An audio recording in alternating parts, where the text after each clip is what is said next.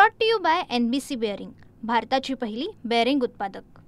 पंढरपूरच्या कॉरिडॉर संदर्भात नागरिकांशी किंवा जे बाधित झालेले दुकानदार असतील किंवा रहिवासी असतील यांची चर्चा करण्याकरता 3 उपजिल्हाधिकारी दर्जाच्या अधिकाऱ्यांची नेमणूक करण्यात आलेली आहे.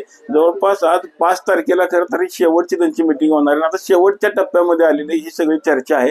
आपल्याबरोबर बोलण्यासाठी उपजिल्हाधिकारी संतोष कुमार देशमुख आहेत. साहेब, काय सांगताल, आज शेवटचा टप्पा आहे, किती लोकांनी तुमच्याही चर्चा केली? जवळपास आम्ही 8 दिवसांमध्ये 18 बैठका घेतलेल्या आहेत आणि 25 ते 30 असं एका गटाचं स्वरूप होतं. सो असा जर विचार केला तर 500 लोकांच्या आसपास आम्ही भेटलेलो आहेत. काही लोक येऊ शकले नसतील, काही जणांना अनावधानाने नोटीस राहिली असेल, पण बहुतांशी लोकांपर्यंत आम्ही पोहोचण्याचा प्रयत्न केला आहे. जवळपास 650 ते 700 मालमत्ता धारक यामध्ये आहेत आणि बहुतांशी सर्व लोक आमच्याशी भेटून गेलेले आहेत. काही विरोध कितपर्यंत होतोय? लोकांचा तत्वतः कॉरिडॉरला विरोध आहे. फक्त आता काही मुद्दे असे आहेत की भविष्याचा विचार करता कॉरिडॉर होणं गरजेचं आहे, आवश्यक आहे. त्या अनुषंगाने आम्ही जे पॅकेज तयार केलं होतं, आम्ही काही मोबदल्याच्या गोष्टी करत होतो, तर त्याची कल्पना देणं हा आमच्या या बैठकांचा प्राथमिक उद्देश होता. सोबतच ही प्रक्रिया कशी आणि किती कालावधीमध्ये पार पाडली जाईल त्याची माहिती देणं हाही दुसरा उद्देश या बैठकांमागे होता. काय आपलं पॅकेज किती होतं आणि लोकांची काय डिमांड होती? नाही, आम्ही लोकांना 100 रुपये अपेक्षित आहेत, आम्ही 40 रुपये देऊ शकतो अशा पद्धतीचं सध्या आहे. आमच्या अडचणी रक्कम जास्त देण्याबद्दल नाही आहे, ते देण्यासाठी आवश्यक ते डॉक्युमेंटेशन किंवा आवश्यक ते पुरावे उपलब्ध नसणे ही आमची अडचण आहे आणि ही सर्वसाधारणपणे सर्वच भूसंपादनाच्या प्रकरणामध्ये येते. आम्ही त्याच्यावर मार्ग काढण्याचा प्रयत्नात आहोत. किती आपण लोकांना किती सांगितलं तुम्ही, किती रुपयापर्यंत आपण देऊ शकता आणि लोकांनी किती मागणी केली? आम्ही व्यावसायिक मालमत्तेच्या बाबतीत 40,000 रुपये प्रति चौरस फूट या दरानं दर लोकांना जाहीर केलेला आहे, सांगितलेला आहे. हा निवासी मालमत्तेसाठी नसून हा व्यापारी व्यावसायिक मालमत्तेचा दर आहे. यस, निवासी मालमत्तेला याच्या 50% दर असतो नॉर्मली, तर तो साधारणतः 20,000 रुपये प्रति चौरस फूट एवढा आहे.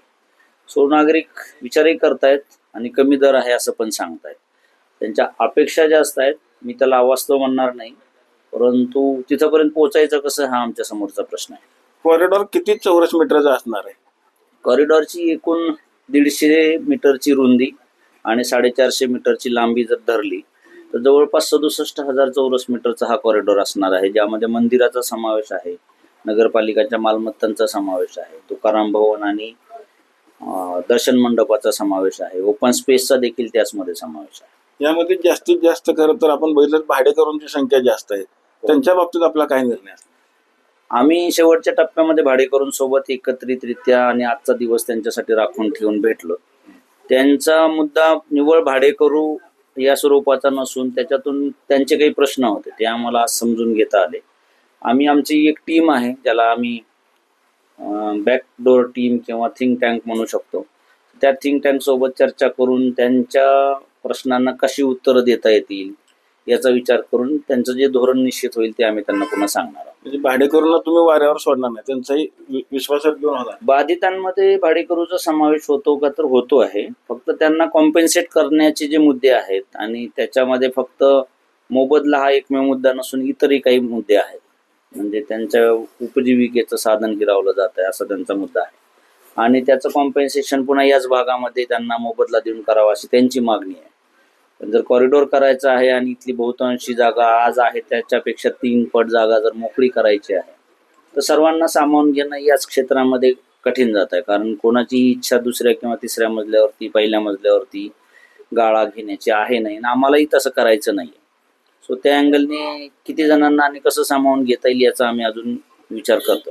आता याची प्रक्रिया नक्की कशी असणार, म्हणजे किती दिवसामध्ये हा कॉरिडॉर पूर्ण होईल किंवा काय काय टप्पे असणार आहे? साधारणतः आज 1 ऑगस्ट आहे. ऑगस्टच्या पहिल्याच आठवड्यामध्ये नगरपालिका त्यांचा जो विकास आराखडा आहे तो बदलण्याबद्दल कारवाई करेल. आज कॉरिडॉरचा समावेश विकास आराखड्यामध्ये आहे नाही, सो तो करण्याची प्रक्रिया आता सुरू होईल. नगरपालिका ठराव घेऊन गॅझेटमध्ये नोटिफिकेशन करून वर्तमानपत्रात प्रसिद्धी देऊन ज्यांच्या मालमत्ता बाधित होतील त्यांना नोटीस देणार आहे.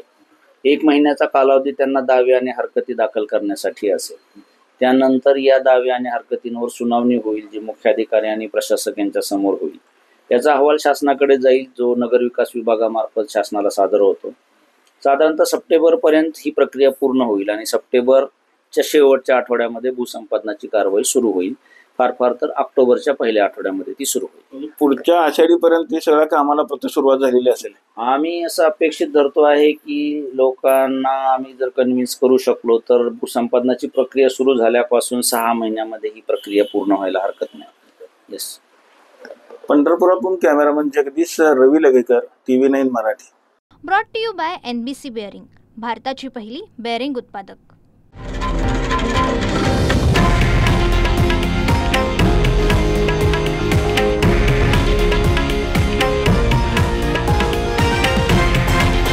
हे आहे देशातील नंबर 1 न्यूज नेटवर्क आणि आपण पाहत आहात TV9 मराठी, एकमेव.